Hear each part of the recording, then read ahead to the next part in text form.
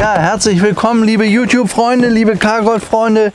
Heute Morgen haben wir ein sehr außergewöhnliches Auto hier stehen. Ihr seht das, glaube ich, das ist ein Mercedes 450 SEL 6,9. Das Auto der 70er Jahre, damals genannt von der Automotorsport, betitelt das beste Auto der Welt.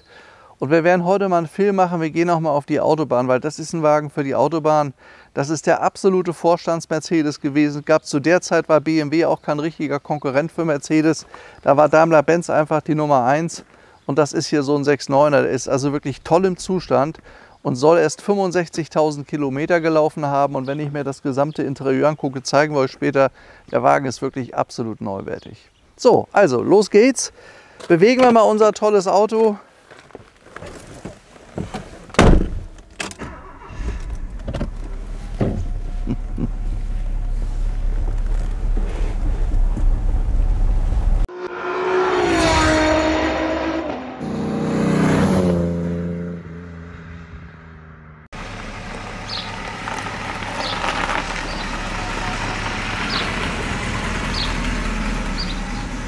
Also das Erste, was uns hier jetzt auffällt mit dieser gewaltigen Maschine, ist der Sound von dem Auto. Er läuft ganz tief, also im Standgas bei 500 Umdrehungen. Er hat ja einen Drehmoment von 550 Newtonmeter, also richtig Dampf. Und ist der Nachfolger vom legendären 6,3 Liter Mercedes, der ja gebaut wurde erst im 600er und dann bis 1972.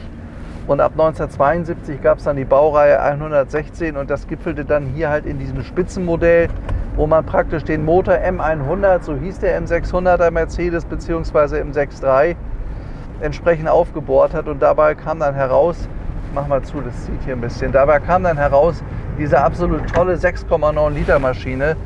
Und im 6,9er fahren wir jetzt hier, also ich bin selber gespannt. 6,9er war zu der Zeit, wo ich zur Schule ging, auch mein absolutes Traumauto. Wer sich damals sowas leisten konnte, das war einfach ein ganz, ganz bedeutender Mensch. Also man merkt jetzt schon, wie er anschiebt. Ganz souverän das Auto. Er ist ja 5,6 Meter lang, wiegt 2 Tonnen, was gar nicht so viel ist. Aber so viel Extras gab es damals noch gar nicht wie heute. Aber das Erste, was auffällt, tolle Platzverhältnisse. Und im Verhältnis zum 6.3 ist er hier, ja, guckt mal hier, so sicherheitstechnisch dick abgepolstert überall. Damals kam das Thema Sicherheit auf, man hat hier ein anderes Lenkrad genommen, nicht mehr dieses Bakelit-Lenkrad, sondern jetzt hier überall mit Pralltopf. Also Thema Sicherheit war Anfang der 70er Jahre angesagt und das war eigentlich so das erste moderne Fahrzeug. Und wenn ich denke, dass ich jetzt im besten Auto der Welt von 1975 fahre, das ist ein tolles Gefühl. Also Sitzposition in dem Wagen ist wirklich super. Wir fahren ihn noch ein kleines bisschen warm und dann bin ich mal gespannt, wie der anschiebt. Soll eine Spitzengeschwindigkeit von 237 Stundenkilometern haben. Das sind also heute schon Werte, ihr wisst ja, bei den heutigen Autos wird bei 250 Schluss gemacht. Also so schnell ist der auch. Und er hat ungefähr einen Verbrauch von 20 Litern. Das war der Testverbrauch damals. Ich meine, fast 7 Liter Hubraum. Und zwar echte 7 Liter. Wenn ihr euch heute so Mercedes GTR anguckt, die haben dann so 4 Liter mit allen möglichen Turboladern. Das brauchte er hier nicht. Er hat einfach nur Drehmoment und das ist immer vorhanden. Also der kann zwischen 1000 und 5000 Umdrehungen immer auf mindestens 490 Newtonmeter zurückgreifen. Und das spürt man. Guck mal, das merkt man richtig.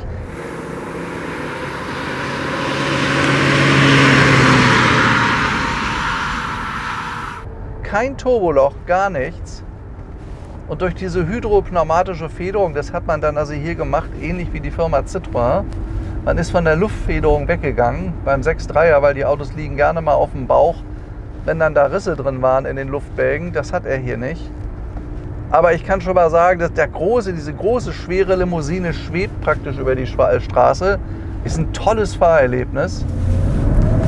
Ich fahre mal hier lang, ne? Die schönere Strecke. Also er liegt schon mal toll.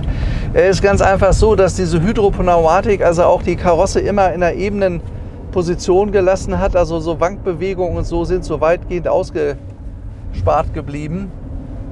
Das Erste, was mir auffällt, ganz souveräner, ganz ruhige Maschine, die sehr tief läuft und die sofort Leistung bereitstellt. Das habe ich bei den meisten anderen Autos nicht, auch bei moderneren Autos nicht. Seht mal hier, 65.100 Kilometer. Das Interieur in dem Auto ist wirklich fast neuwertig. Und er hat Veloursitze, Velour war ja bei dem Wagen serienmäßig, bei den anderen 280 SE, 350 SE war das alles aufpreispflichtig. So, oh ja, da kommt richtig was. Auf eine ganz tolle Art, er schiebt ganz toll an.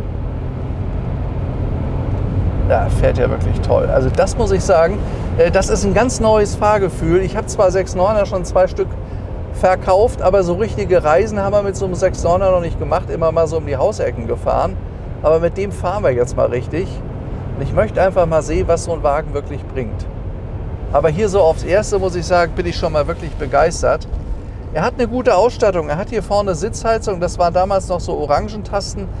Auto ist ja Baujahr 1979. Da kam das gerade auf mit Sitzheizung.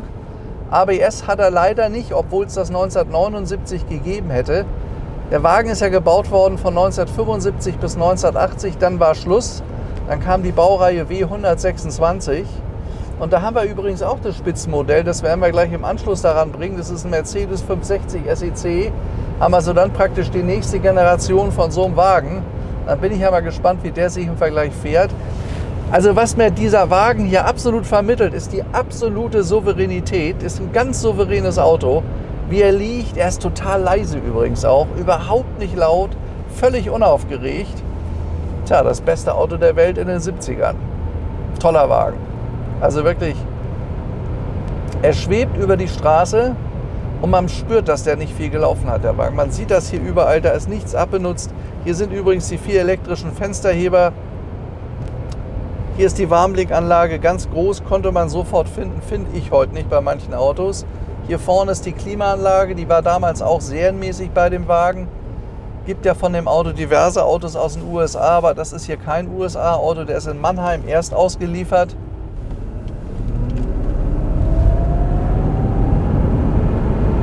Ja, ganz souverän, man braucht gar nicht ganz drauf treten, ihr könnt das sehen, wie lässig der nach vorne schiebt.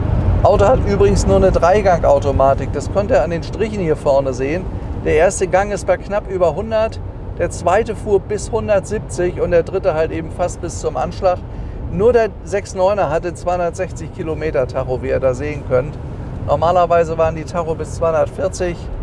Man darf nicht vergessen, der Wagen hat einen Grundpreis gehabt von 70.000 Mark. Vergleichbarer Mercedes 200 zu der Zeit, der kostete 18.000. Also überlegt euch, mit ein bisschen Extras hier kam das Auto auf 100.000 Mark. Und das war eine Zahl. Also ich sage mal 100.000 Mark in den 70er Jahren, da gab es auch Reihenhäuser für. Aber wie gesagt, das beste Auto der Welt. Also Mercedes hatte damals ja einen absoluten Ruf, der gute Stern auf allen Straßen. Das war ja Thema und BMW hat damals Autos gebaut, das ging da mit dem 7er los. Also das konnte man wirklich nicht vergleichen. Das waren hier damals wirklich die besseren Autos. Das hat sich heute wirklich sehr relativiert. Aber damals war Daimler-Benz vorne. Also das war die Marke. Ja, das ist unser 6,9 Liter. Heute ja ganz aktuell Elektroladestation. Tesla ist ja ganz bekannt hier. Wir sind hier auf einer Autobahntankstelle. Aber das ist noch weit nach seiner Zeit oder er ist weit vor dieser Zeit. Elektro kann er gar nicht. Aber ist das nicht ein tolles Auto? Also wie der hier so steht in seiner Länge mit dieser ganz seltenen Farbe Milanbrau Metallic war damals was ganz Besonderes. Haben sich nur wenige getraut, das in dieser Farbe zu bestellen. Ich finde das heute total kult. Auch mit diesen orangefarbenen, edlen Velour-Sitzen. Also schaut euch mal diesen tollen Wagen an, heute vor Elektrozapfsäulen. Naja, heute macht man das halt so. Heute wird Kohlestrom produziert und dann hat man ein gutes Gewissen und tankt hier Strom. Die kommen dann aus Kohlekraftwerken. Der Strom eher hier Verbrauch aus den Emiraten Benzin. Funktioniert immer noch. Schaut euch mal, was das ein tolles Auto ist. Also wenn man da mal drum herum geht. Oh, da hinten ist das Zeichen noch. Oder hast du das wieder drauf rüber eben? Das habe ich drauf. Achso, nicht, dass wir da mit dem Cargold, auch mit der Cargold-Auto nochmal rumfahren. Ja, also wirklich traumhaft dieser 6.9. Er steht ganz toll da. Er hat einmal einen neuen Lack bekommen, das ist gemacht worden, die Metallic-Farben, die sind ja ein bisschen ausgeblichen früher. Man darf nicht vergessen, das Auto ist ja annähernd, geht ja auf die 50 Jahre zu. Es war aber das beste Auto der Welt und hier haben wir ihn stehen in einem wirklich schönen und guten originalen Zustand.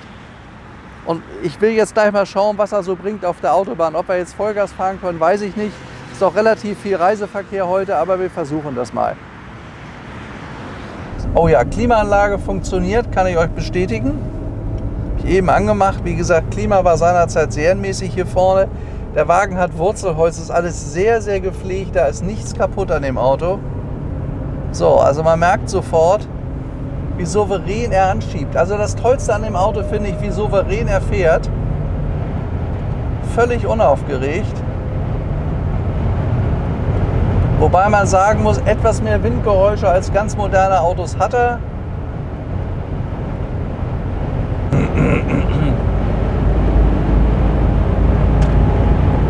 Aber er schiebt aber an, ne?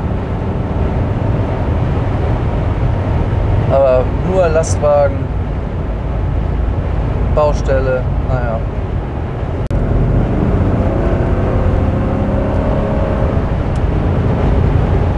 Oh, da geht aber schon was nach vorne hier, du. So, jetzt zeigen wir nochmal, wie er abrauscht. Also man merkt, glaube ich, wenn man Gas gibt, wie der hier vorbeizieht, sofort auf 180. Also das ist schon bemerkenswert. Also ich glaube, ihr habt gerade gemerkt, eben gerade dieser Überholvorgang. Also das Auto schiebt richtig an. Der beißt richtig zu. Und das ist, glaube ich, das Tolle, mit welchem Druck man hier nach vorne kommt. Und er fährt sich wirklich also wie ein Jahreswagen. Fährt ganz toll das Auto, hat einen schönen geraden Auslauf, Bremsen funktionieren astrein. Also mit dem Wagen muss man sich hier nirgends verstecken. Naja, also Kraft ist im Überfluss vorhanden bei dem Wagen. Man kann die auch per Hand durchschalten mit der Automatik hier. Er hat ja wohlgemerkt nur 3 Gänge. Aber die Art, wie er hier hochzieht und beschleunigt, also das ist echt beeindruckend. Faszinierender Wagen.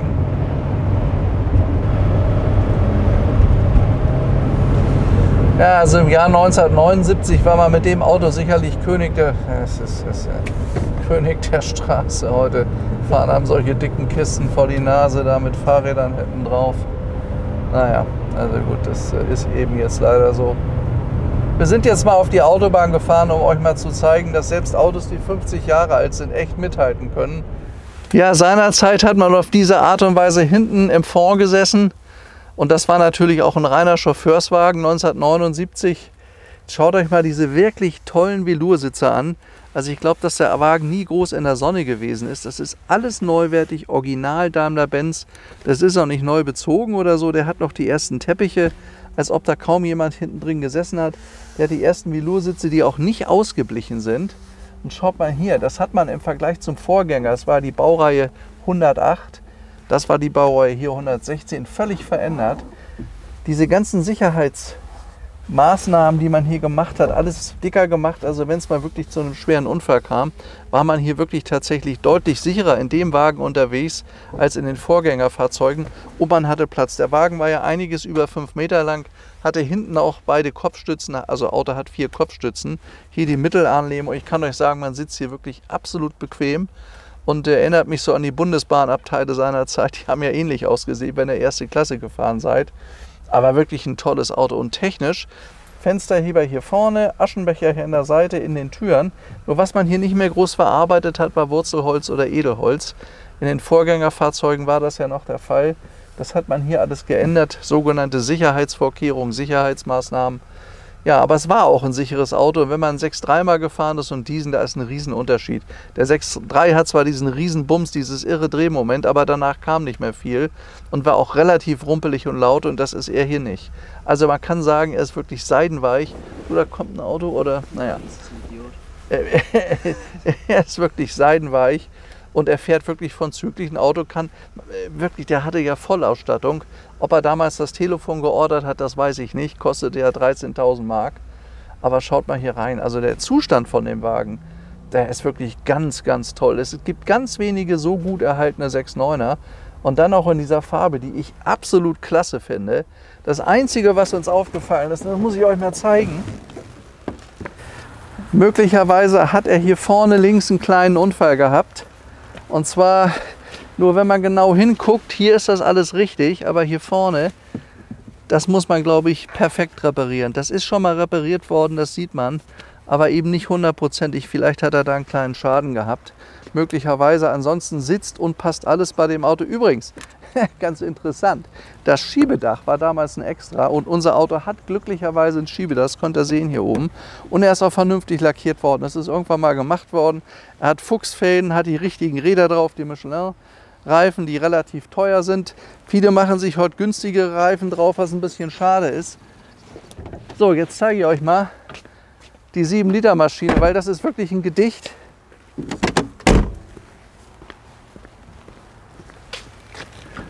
Links und rechts sind die Hebelchen, um die Haube zu öffnen. Übrigens auch ein ganz wichtiges Detail. Schaut euch mal die Lampen an. Der ist nie schnell gefahren worden. Das könnt ihr sehen. Da ist nicht ein Steinschlag drin. Auch hier vorne, so diese Kühlermasken sind ja meistens völlig zerschossen. Das ist hier alles wie neu bei dem Auto. Also es ist wirklich überhaupt nichts kaputt. So, und das ist die 7-Liter-Maschine. Also das ist wirklich ein richtiger Klotz. Hier könnt ihr sehen, Daimler-Benz AG Stuttgart. Relativ spätes Auto. Es sind ja von dem Wagen nur 7.300 gebaut worden, also nicht viel. Baureihe 116 steht hier vorne und da sind dann die ganzen Extras, die sind hier drin. Und auch hier kann man sehen, dass das alles sehr, sehr gepflegt ist. Übrigens ein Öl-Extra-Behälter, die Ölwanne hat nicht mehr drunter gepasst bei der Riesenmaschine, sonst hätten sie die gar nicht reinbekommen. Musste nur ein Ölwechsel alle 15.000 Kilometer gemacht werden. Und man braucht halt ein bisschen, bis diese große Ölmenge dann warm gefahren ist. Aber schaut mal hier, der ist ja wirklich tipptopp gepflegt. Seht euch das mal an. Also es ist wirklich ein Auto in einem sehr, sehr guten Zustand. Das Einzige, was uns aufgefallen, wie gesagt, ist da vorne links muss was gewesen sein an der Fahrertür. Da muss man mal ein paar tausend Euro in die Hand nehmen, dann ist das absolut perfekt gemacht. So. Ja, Motorraum habt ihr gesehen, selbst die Matte ist in einem Top-Zustand. Die zerbröselt ja manchmal. Aber die Maschine, also ich sag mal, so ein Motorblock, das ist wirklich ganz bemerkenswert. Der ist ja noch größer als der 6.3.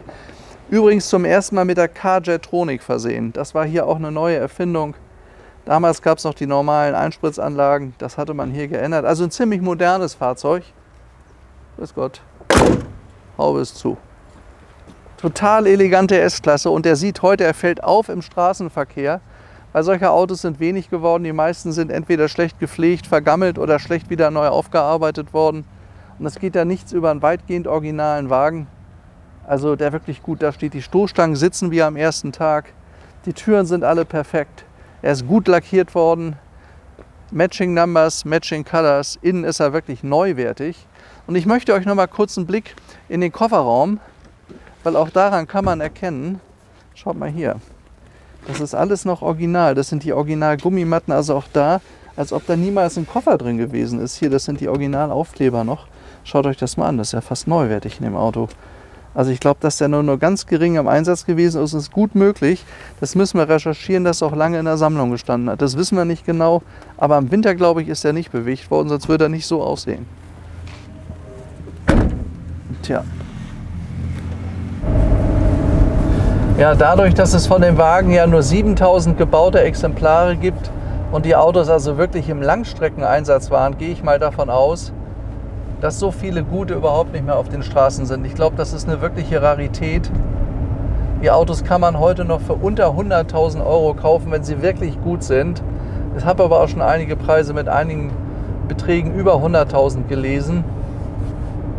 Aber er ist wirklich, er gehört zu den besten 5% hier. Da bin ich 100% sicher, das sieht man auch überall. Der war nicht viel im Einsatz, der ist sehr gepflegt worden.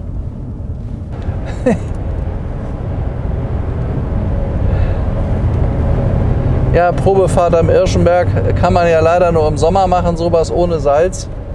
Aber leider haben wir dann den Hauptreiseverkehr hier und das sieht man. Überall fremde Autonummern. Das ist leider die A8 München-Salzburg ist meistens dicht. Gedämpft. Motor ist total leise, sanft und souverän. Das ist wirklich ein tolles Triebwerk, was er reingebaut wurde. Hat 286 PS. Eigentlich müsste man meinen, dass er deutlich mehr hat bei 7 Litern. Ich glaube, dass man so einen Motor auch aufbohren konnte. Hat ja damals AMG gemacht. Die haben ja damals mit fast bis zu 400 PS Autos gebaut. Aus dieser Maschine gibt es noch ganz vereinzelt solche Fahrzeuge. Aber der Wagen ist wirklich, also Genuss als Reisewagen, kann ich nicht anders sagen. Jetzt ist die Frage, ob wir dahinter nochmal drauf treten können. Ne?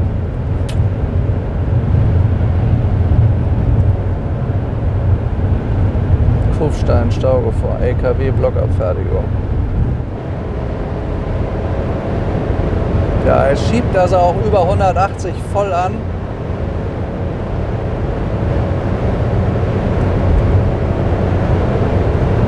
Nein, leider. Naja, er schiebt also oben raus toll an. Naja, jetzt haben wir da so einen Hampelmann da. Mensch, fahr rechts rüber. So. Das ist bemerkenswert, dass so ein altes Fahrzeug so losgeht. Ja, er rauscht aber richtig nach vorne hier. Sofort 220. Nur wie gesagt, wir müssen ein bisschen vorsichtig sein. Also der wäre noch über 220 rübergegangen, ohne Probleme. Fahren tut der klasse, der Wagen. Wir fahren immer noch 180. Und wenn man da drauf tritt, merkt man, er hebt sich leicht vorne an. Also der Druck, den diese Maschine entwickelt, der ist wirklich ganz toll. Hat eine ganz tolle Kraftentfaltung. Ganz angenehm und seicht. Also 6.9er ist für die 70er Jahre mein absoluter Favorit. Der hat dieses irre Triebwerk, ganz anders als ein 6,3 Liter. Bei dem geht ab 180 die Luft so ein bisschen aus. Und da war bei 220 Ende und da war sehr rau. Er bleibt seidenweich und drückt nach vorne. Also wirklich toll. Also ich würde mal schätzen, dass man das Auto gut und gerne zwischen 240 und 250 bekommt. Das spürt man. Da ist noch viel Luft nach oben. Und er behält auch bei hoher Geschwindigkeit eine ganz weiche Straßenlage. Also ein ganz toll abgestimmtes Fahrwerk ist das. Und dass das 1970, 75 das beste Auto war, das glaube ich gerne. Da kann ich die Automotorsport gut verstehen, die das seinerzeit so gewählt haben. Ich wüsste gar nicht, was damals so gut gelaufen ist wie dieser Wagen hier. Toll abgestimmt. Auch die Dreigang-Automatik empfinde ich als sehr, sehr angenehm. Der hat so viel Schub, der Wagen, dass es 4 Gänge gar nicht braucht. Ich sehe hier gerade, Tempomat hat er sogar hier vorne links das Hebelchen. Ich eben erst entdeckt, hat er auch. Wie gesagt, Schiebedach war ein Extra, das hatte nicht jeder 6.9. Auch hier, er neigt sich nicht zur Seite. Wir fahren jetzt eine Kurve. Ja, toll.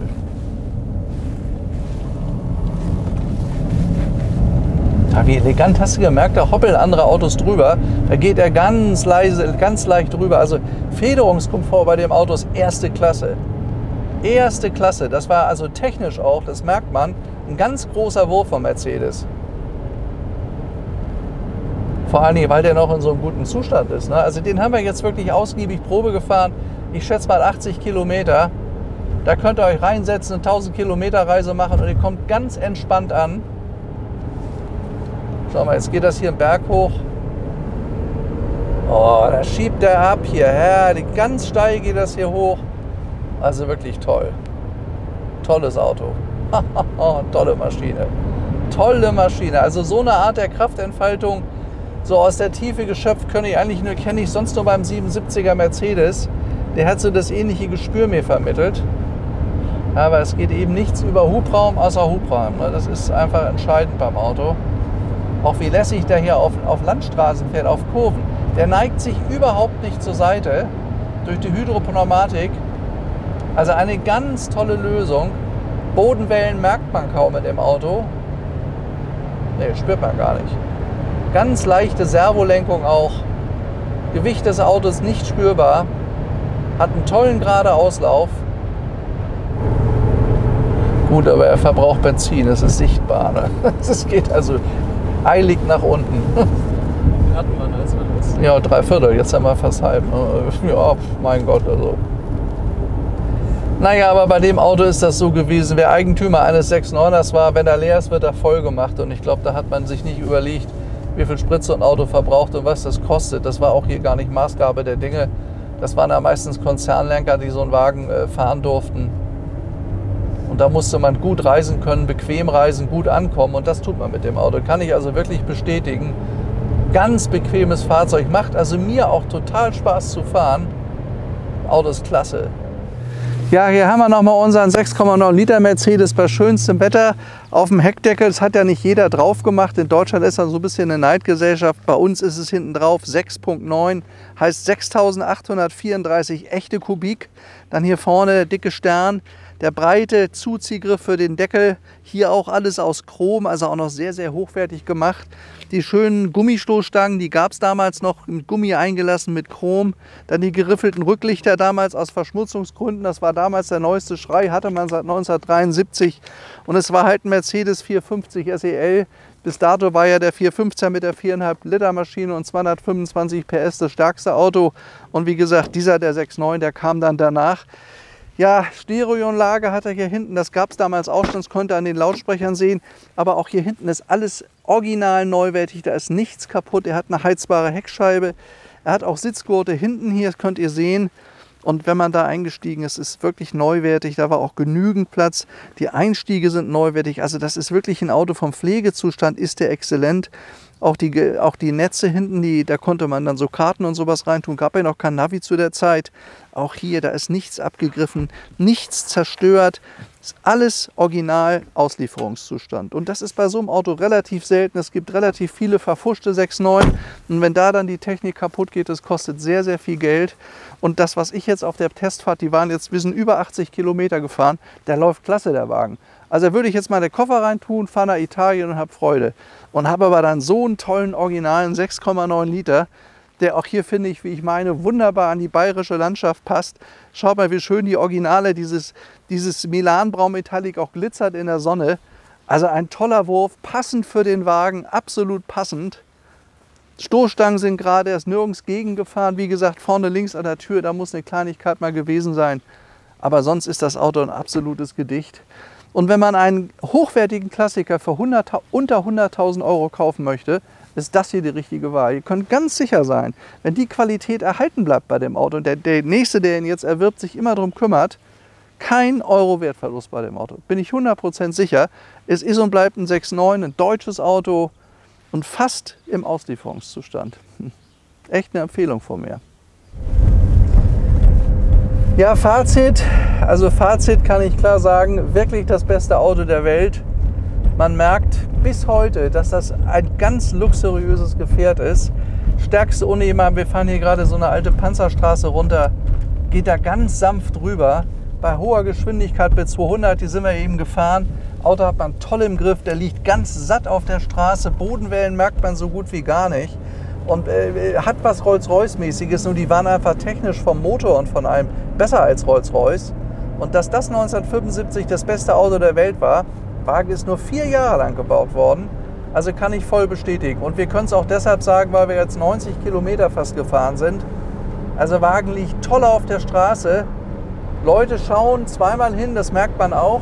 Ist einfach ein klasse Auto und ist mein Traumwagen in den 70ern gewesen. Also wenn man dann 6.9 mal sehen durfte, das war ja absolut selten, da dachte man, boah, das müssen ja ganz bedeutende Leute sein, die den gefahren haben. Und wie gesagt, fast 100.000 Mark, die der Wagen damals gekostet hat, das war ja auch wirklich Geld, ne? Darf man nicht ganz vergessen. Und wenn ich denke, dass so ein Wagen heute, also es gibt schon welche für 50.000, aber die sind dann alle zusammengebastelt, zusammengeschmiert und alles Mögliche. Solche Autos empfehle ich nicht zu kaufen, das ist gefährlich. Aber einen mit der Laufleistung hier, mit einem neuwertigen Interieur, der so gut fährt vor allen Dingen, auch wie dieser hier, kann ich wirklich empfehlen. Und wie gesagt, er liegt unter 100.000 Euro. Wir haben jetzt schon welche für 120, 130 gelesen. Das ist ein Anzeichen dafür, dass die Autos nach oben gehen.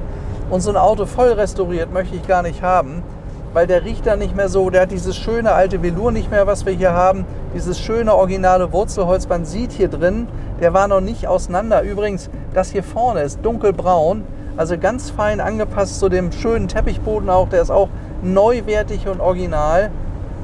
Übrigens, da unten rechts kommt die Klimaanlage im Fußraum raus, kann man gut sehen, da unten die Gitter. Klimaanlage, die funktioniert erste Klasse bei dem Wagen. Macht sofort kühl und dieses große Schiebedach, was wir über uns haben, finde ich auch toll. Also nicht dieses ganze Gewurschtel, was man heute bei so einem Auto hat. Ich habe ja heute eine S-Klasse, da geht das irgendwie anders auf. Ich muss immer 3-mal drücken. Hier drücke ich einmal und er fährt nach hinten und mehr braucht es eigentlich nicht. ABS hat er nicht und auch sonst die ganzen Helferlein wie Airbag, das gab es halt damals noch nicht. Das ist erst danach erfunden worden. Man muss ihn vorsichtig fahren, weil er wirklich bärenstark ist. Also er hat richtig eine bärenstarke Maschine. Man darf nicht leichtsinnig fahren, aber Vollgas fahren möchte man auch gar nicht damit. Aber wir wollten vorhin halt mal sehen, was er so bringt. Bei 220 muss ich wieder bremsen, aber der war noch weiter marschiert. Dem Auto traue ich 245 zu. Hat er ganz entspannt gemacht. Ja, hier ist Beuerberg. Wunderschöne Probefahrt. Mercedes 6,9 Liter.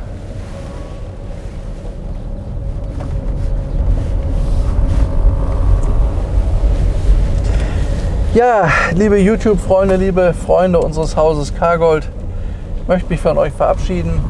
Schaut euch den Film an. Ich hoffe, es hat euch Spaß gemacht. Alles Gute und bis demnächst. Euer Stefan Luftschütz und ciao.